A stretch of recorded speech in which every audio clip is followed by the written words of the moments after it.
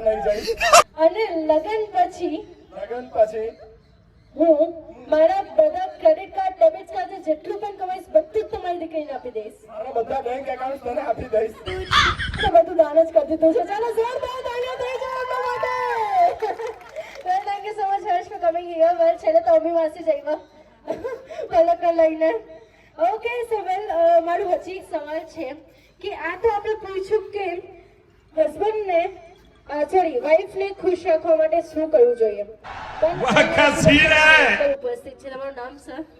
વિશાલભાઈ. અને આમના પપ્પા ખુશ રાખવા માટે શું કરવું પડે?